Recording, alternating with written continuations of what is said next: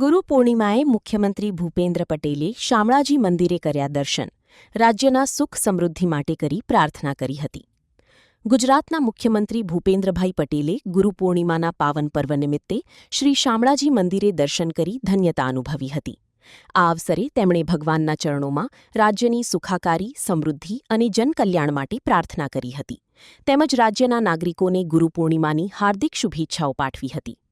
મુખ્યમંત્રીશ્રીએ જણાવ્યું હતું કે ગુરુની કૃપા અને આશીર્વાદથી જ જીવનને સાચી દિશા અને સદ્માર્ગ મળે છે.